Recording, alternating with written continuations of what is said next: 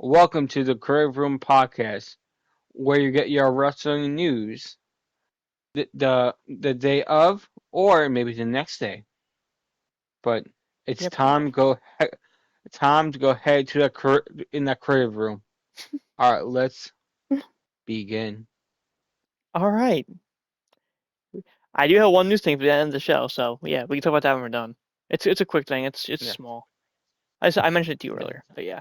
yeah. Um, It's small. yeah, that's the only news I really found today, so it'll be quick. Mhm. So I got the info here. This is we actually this time we're recording it the night of, so it's like recording it the night like SmackDown just ended like 10 minutes ago. It's Friday, May 1st, SmackDown. They were in Oklahoma. And then I was giving all the info if someone's new watching the show for the first time, like SmackDown for the first time. Commentators, Joe Tessitore, Wade Barrett, like always, yeah, all that. So the show starts pretty much with Cody coming out, WWE Champion Cody. He just has a generic Cody Rhodes promo, like usual, just about like, hey, I'm still the champion. Whoever wants it, come get some. And then Ricky Saints interrupts from NXT, who they announced last week wasn't going to debut tonight, but we just didn't know what part of the show he was debuting in. But he debuted in the opening promo for Cody, which is pretty cool. They're basically giving him the Soul Ruka Jayne treatment of like confronting the champion on the show they're going to, and he pretty much says he's the hottest, newest, flyest SmackDown free agent. If you don't know about him, you better ask about him because he's young, successful, and rich. Basically everything your baby mama wishes you were. That's what he said. That was his words. And he says, Yeah, he and Cody are no strangers to each other. Hmm. I wonder where they were. I wonder where they knew each other before. Gee, I wonder. It must be another yeah. wrestling company. Jeez, maybe. Or maybe he met him in the shower. Who knows? Okay. He says, "Welcome to Friday Night Saints." And then Cody Rhodes says, "Friday Night Saints it is then." And Ricky knows he's glad to have him here. And they step in the ring together again. And Ricky's like, "I'm a former NXT champion, NXT North America champion, and only I can do that because I'm absolute," he says. And then Yeah, he says he's here to relieve Cody of his duties, champ, he calls him. And Cody says, hmm basically says, "All right, let's do this. I'm cleared for action. After what Randy Orton did to me at Mania, I'm now cleared. Let's have a match right now for fun." And so then basically they go to a non-title match. And well, before that, I'm not gonna go through because it wasn't really important, but Alexa Bliss and Charlotte are in the back. Rhea Ripley comes up and basically says, "Hey, we're all fighting the same faction. Let's be friends." That's all it really was. And then the Ricky Cody match is later on. Well, anything you want to say about it before I move on to the next thing? No. Okay, so Jacy Jayne's match. Great start for her career so far. Last week, her debut fights the champion, Rhea. Second week, she's fighting Charlotte. She's fought two huge names in her first two matches. This is a great look at the start. A very promising start, honestly. Yeah. And pretty solid match here. Pretty fun. Jacy Jayne fought Charlotte with Fallon, Henley, and Lainey Reid, the other two members of the group, at ringside. And pretty much toward the end, basically what happened was they tried to interfere to help Jacy win, and then Alexa Bliss brawled with them away. Alexa Bliss pretty much attacked them away at ringside.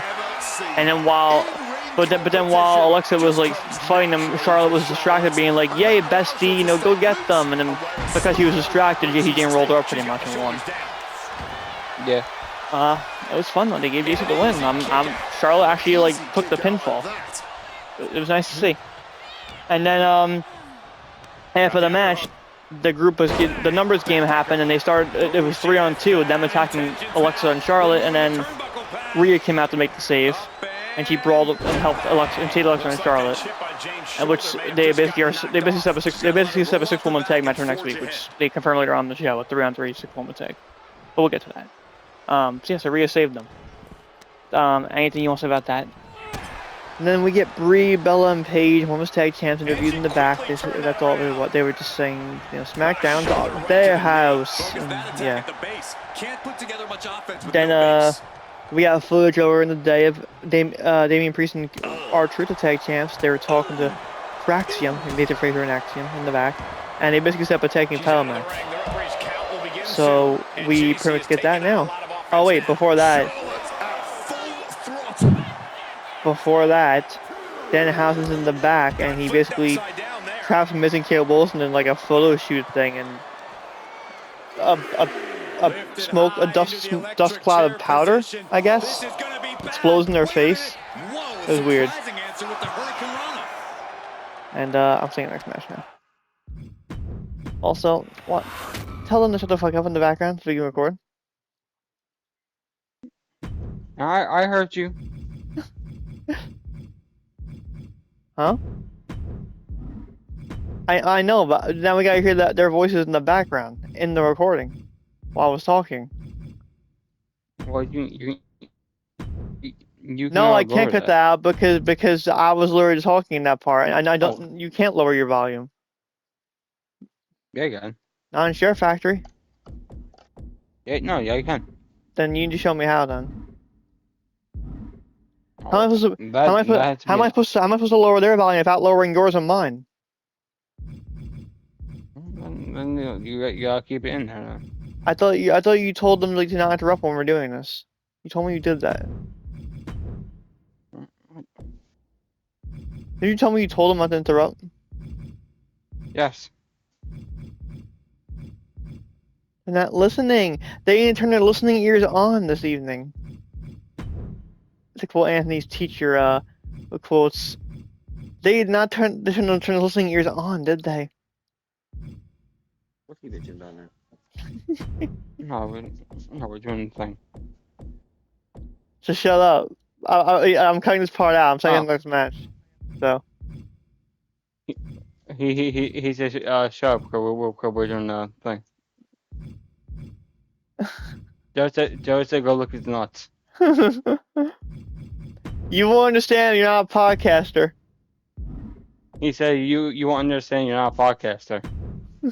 Oh, don't even work that shit. I'll fuck your ass up just for saying that. He's laughing. I heard him. We'll let you when we're done. Well, after we're doing the thing. You know, he fell. Who fell?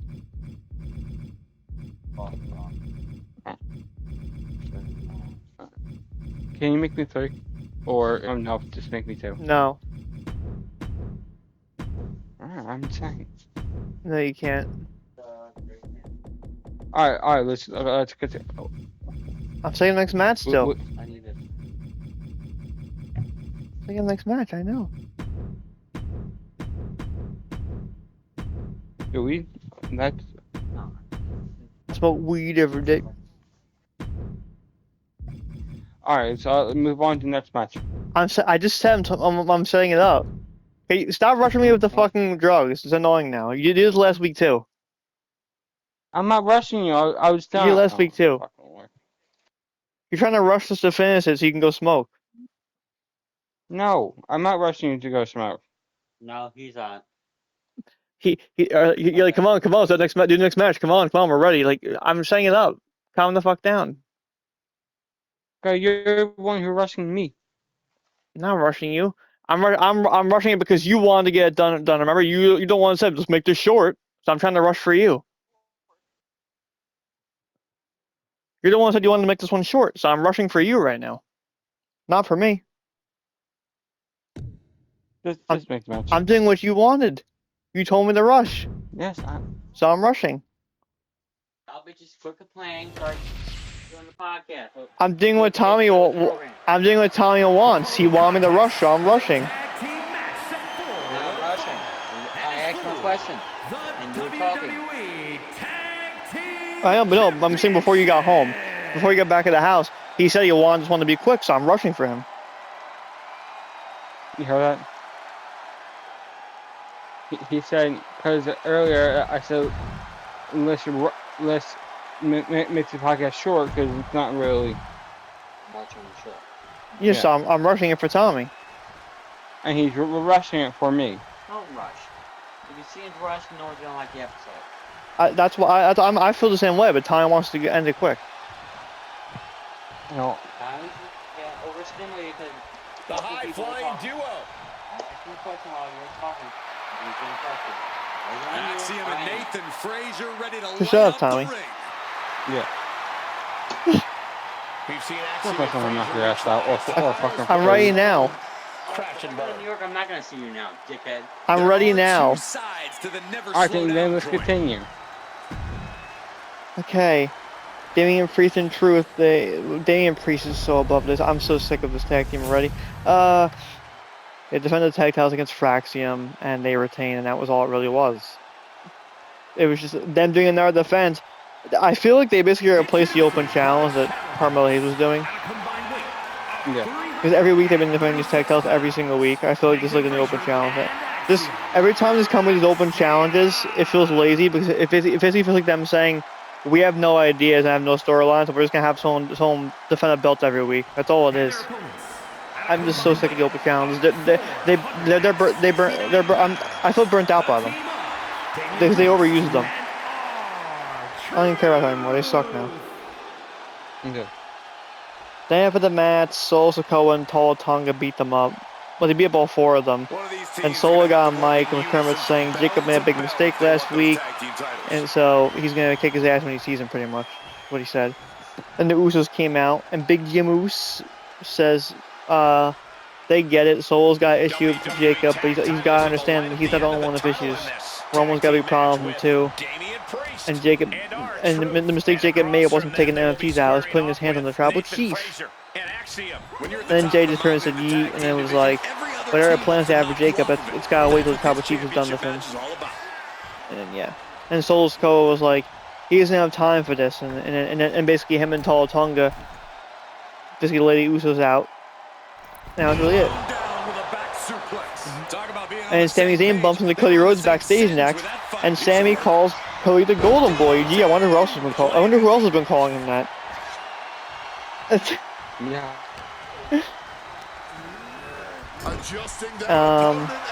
And it's pretty much just them going back and forth, and Cody was like, "You're not the man you used to be," and Sami was like, "Well, shut up." Tag made. That's pretty much really it for that.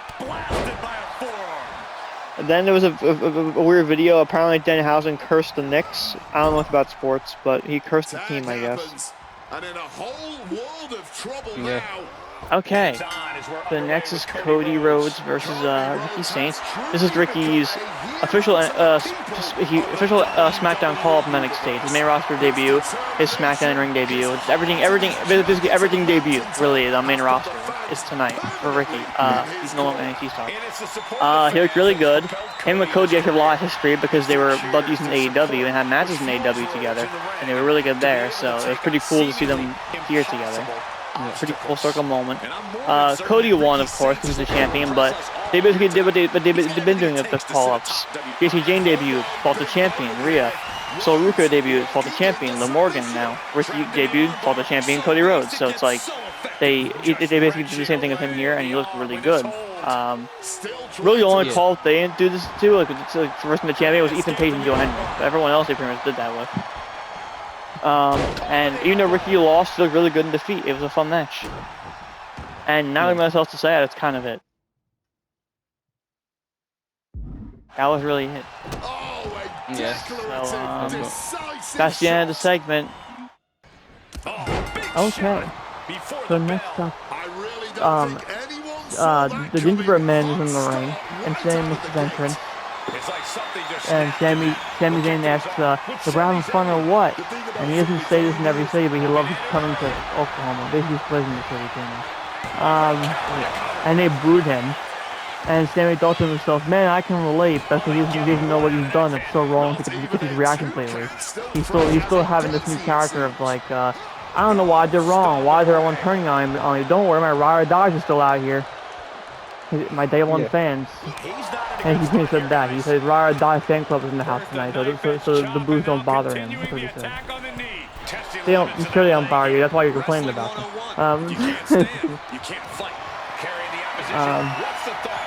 And then he knows millions are walking home and will have his back. So that's fine. He can deal with some bad reactions. But what he doesn't deal well with is disrespect. And the fact that someone like Trick is disrespecting him is messed up. And then the Gingerbread Man's a shell of a man wearing a costume. That's what Trick is. And then he says, Yeah. it's easy to get great entrance music and some fun dance moves and have catchphrases. Sami can do that in his sleep. But what's hard is doing what Sami does, leaving it all in the ring. Blood, sweat, soul, passion, and tears, year in, year out. When he looks at the old gingerbread man here, it's funny, that's not what he sees. And then, yeah, apparently Trick is saying Trick doesn't take himself seriously. And then basically Sami punches the gingerbread man in the head and basically beats him up. And Yeah. it was kind of funny. The commentary was like selling it like he just murdered them. It was kind of funny. Then Trick comes out. He goes running out and attacks Sami out of the ring. He's checking the gingerbread man. And this was funny too. Yeah. Trick throws the X up like it's a real injury. That was hilarious. Did you notice that? It was really funny. Yeah. He put like the X up like the refs do when it's a legit injury. That was really funny. I love that. What's it going to take? The ref didn't even get to And got pretty much it. What else do you have to say? Is there any good to say about it? I mean, What a barrage of stops. No, let's move Take the along. fight out of them in a hurry. Let's move along. then there's one more thing. This is funny too. Back in commercial. Trick's in the back outside the doctor's room having a backstage interview, and then he says, he says Sami crossed the line taking Lil Yaya. Now he's nothing the gingerbread man too. And then the doctor comes out the room and Trick goes, "How is he, Doc?" And the doctor just does a dramatic like shaking in the head like he's not gonna make it. It was really funny. They made it feel like someone actually died, and it was really funny. He shakes his head like he's not making it. Yeah. And then Trick made a sex joke about Last Legend's ass or something because they're a couple. I forgot what he said honestly. And then pretty much Trick said he said after that he's coming for Sami because he was like, "Sami, you're gonna get what you want. I'll make my first US title defense against you. We'll have our rematch at Backlash." So Trick officially confirmed it. Sami's getting his automatic rematch with the belt at Backlash and Trick's first title defense. Yeah, it's happening. And that's it. So, next thing, Paige and Brie Bella, the women's tag champs, defending against Nia Jackson Legends because they were the previous champs and never got their rematch. So, it's happening now. Not much happened here. I mean, there's not much to talk about. I mean, Paige and Brie retained. They're still women's tag champs. They retained the titles. It was a solid match. Paige, since she's come back, has looked pretty good. She's looked pretty solid in there. Because even in AEW, when she was in AEW, she did pretty good too. So I'm not surprised she's looking good in the ring. Brie Bella, I don't really care because I'm not a fan of the Bella twins, but Paige is looking good in there. Like Breeze is there for me. Like I'm not saying she's good or bad. I just don't care about it. She's kind of there for me.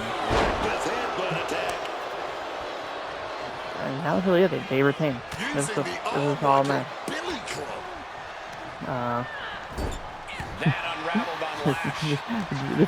This gingerbread man thing. It doesn't stop throughout the show.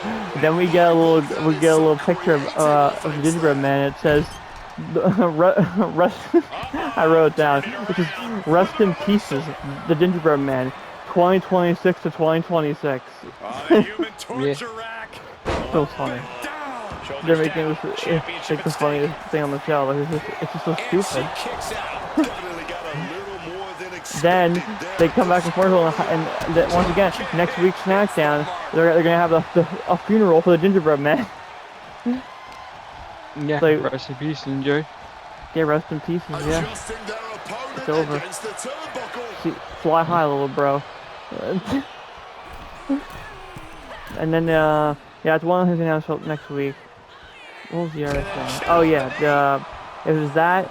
Then they announced Tiffany versus Kiana James and Tiffany's first defense for the women's US title.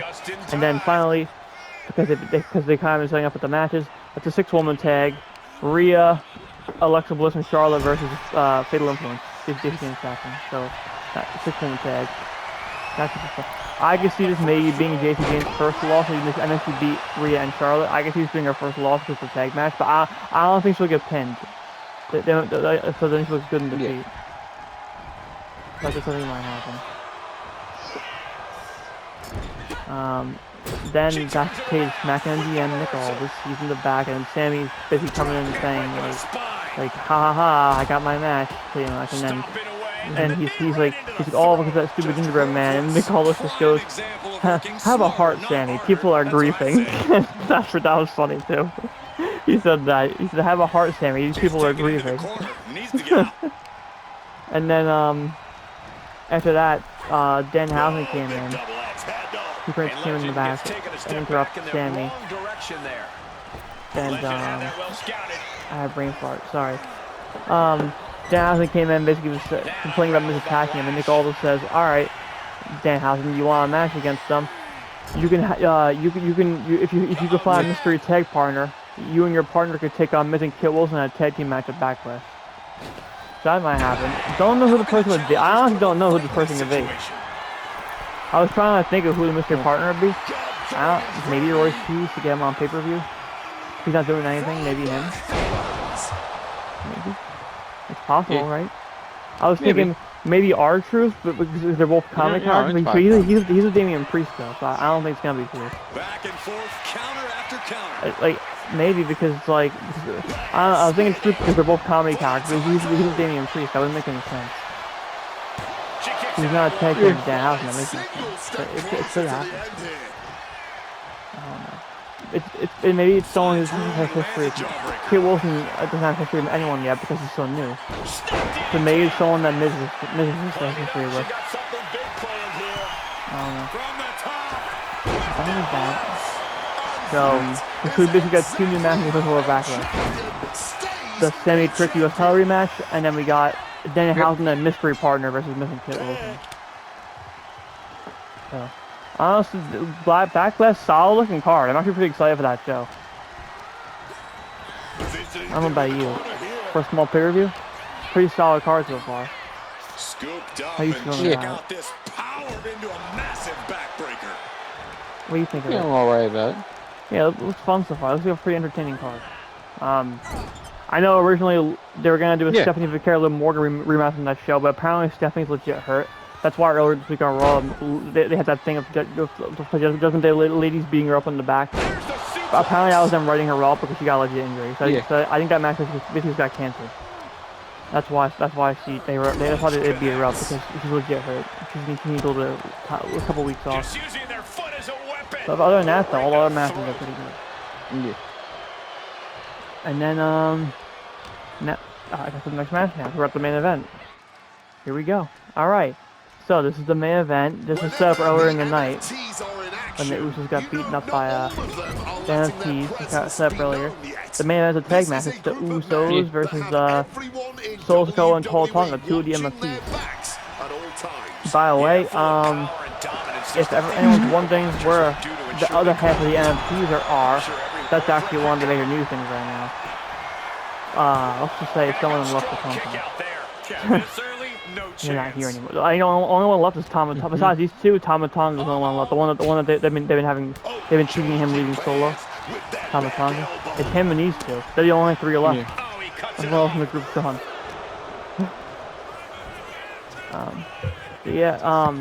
This was kind of similar to the women's tag team title match. There wasn't much here. It was more about the Jacob Fatu thing after the match. Like this match, like this was more about what happened after the match. It was more that was the more important part than the actual match itself. It was a fun match. It was just like it was kind of just set up from the earlier in the night.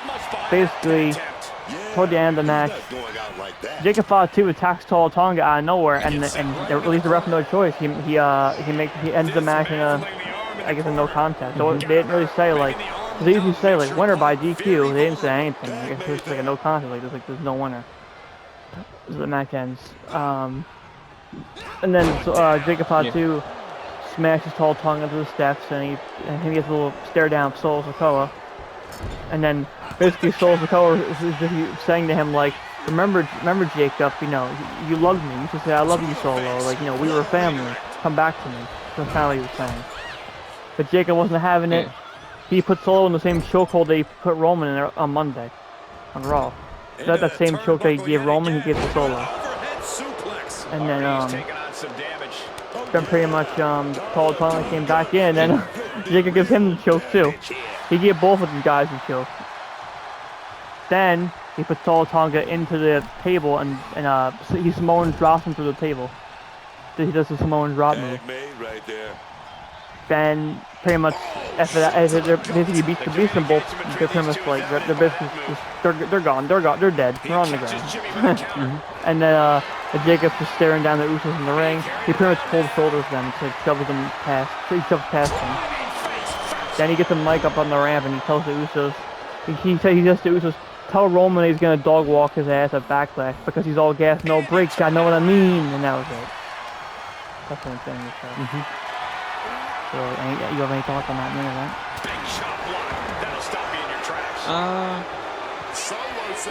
Yeah. He is gonna dog walk his ass. Yeah. Honestly, I don't mind someone to move now.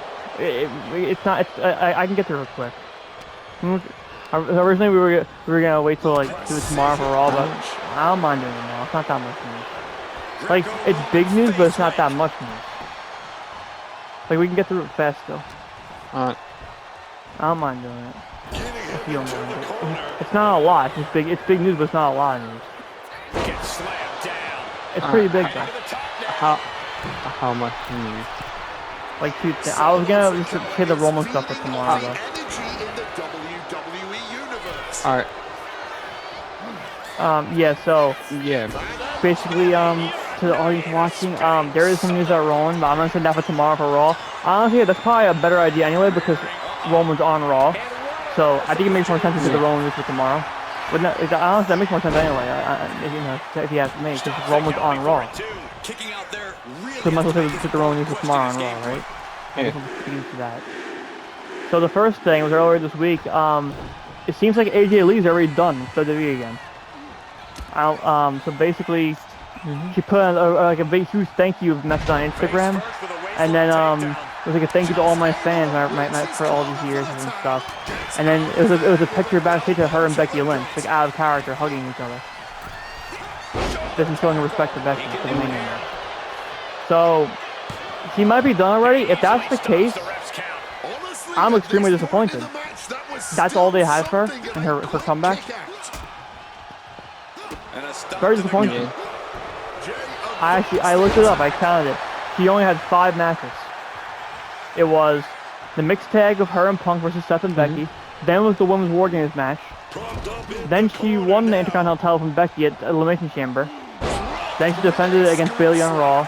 Then the mini match, she lost it. That's it. Those 5 matches, that's it. So it was literally mixed tag, War Games, Becky, Bayley, Becky. Those are the 5 matches, that's it. Pretty disappointing, honestly, and if she is already done, like, I understand, like, you don't want to do this anymore, like, you know, because she's older now, but if you were going to do it for this short amount of time, why'd you even come back? She didn't even win the world title, she won the mid-card title. But she didn't need, the mid-card title should be for, like, younger people. Like, the main title is more for the veterans like her. Yep. The world title is more for veterans like her. She don't need the mid-card title. I don't even think Becky needs it, but she's doing a good job. Like, she's done a good job with that belt so far, but I still don't think she needs it, though. Taken down into the tequila sunrise submission. That was from that news. Do you have any thoughts on it? Big splash under the leg. No, not really. Alright, well the second thing, this is the last one, which is the third thing is Roman, so those are the only 2 things, AJ Lee and now the second one. This one was actually kind of shocking when I first saw this. The New Day are gone. The New Day have left it. They didn't get released, but it wasn't more budget cuts. They literally just straight up quit. They didn't re-sign their contracts. Apparently, the latest news about it is apparently the reason why they didn't want to re-sign was because apparently TKO was doing some contract reconstruction, and they were basically giving people pay cuts, basically lowering their pay to save money. Because they don't have enough money already, right? Honestly, that's still kind of scummy. It is. I agree. They're greedy, terrible people. Like, I don't care if we talk trash about them on this show. We're never gonna be sponsored by them anyway. I don't care. They're greedy, terrible people. And teamwork makes the dream work. So, in this and tag Kofi team and Xavier Woods victory. had a huge like thank you message similar to AJ Lee, like on their Instagram, and then all these wrestlers were putting out their support, you know, showing love and appreciation. MJF put a thing on his Instagram story. MJF literally all he wrote was, "It's a new day, yes it is." So, is that a hint that he wants him to go to AEW? Maybe. That's all Max wrote. MJF. He just wrote, "It's a new day, yes it is." That's all he put. Honestly, I wouldn't mind that. Personally, I think they should go. What? Honestly, I think they should go to not AEW. TNA. They should go to. Yeah. I wouldn't mind that either. But I also wouldn't mind them in AEW because I would love to see them versus Young Bucks. I think that could be a pretty cool match. I just want to see them in the Young Bucks. That would be an awesome tag match. And honestly, I think they would be freshened up there because they'd probably have a new gimmick. I don't think they're gonna be a New Day again. I think they're gonna finally freshen up their gimmick. Wherever they go, I'm assuming they're gonna go somewhere together because they're real life best friends. You know, like I don't think they're gonna go separate. Like I don't think they're gonna go to separate ways because they're like real life best friends still. So I think wherever they go, they're gonna sign together and stay. I think they're gonna stay as a tag team. I don't think they're gonna go on their own. So yeah. The real question is up, down, down. the real question. Yeah, up, down, down, and their podcast. They stopped the podcast like a year ago. They don't do it anymore. I don't know why. They just stopped doing it. Oh, never mind. I wish they still did. I actually enjoyed their podcast. I can't stand their characters on screen, but in real life, I watch them up, down, down all the time. I'm a fan. I enjoy them. Like they're really cool people in real life. And on the podcast, they're out of character. I really enjoyed them on there. Yeah. And wherever they go, I'll be watching because I'm still a fan of them, just not their characters. Well, at least in WWE. But again, if they're signing somewhere else, it could be different characters. And I might become a fan. That's why I want to see where they. That's why I'm excited to see where they go. Because if it's a new gimmick, I'll probably become a fan. That's why I'm excited. And up, down, down. I'm wondering because it's like I think WWE partly owns the channel. So is this the end of the channel, or are they just gonna take it over? Which is, I think, it's pretty messed up and also scummy of them because Austin Creed, Xavier Woods, he's basically been the leader of that channel for so many years, for like 10 years. I think it's kind of messed up on it. They just take it away from them. I don't know about you. Like if they respectfully parted ways and didn't have a fight with them, the least you could do is just give them the channel, give them full ownership.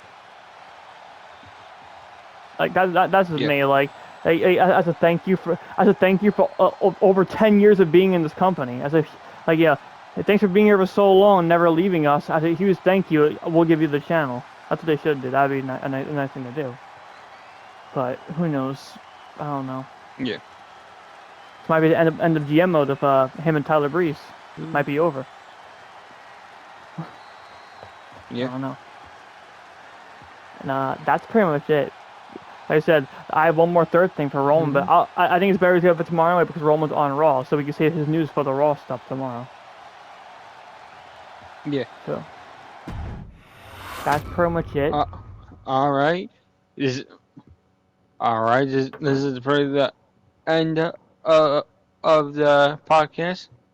We will be boardroom, and yeah, I hope you enjoy. Like what we said, and if you don't like it, that's alright. But it's probably not for you. Yeah, it's fine. Other than No hard that, feelings. No hard feelings. see you on Raw. Peace.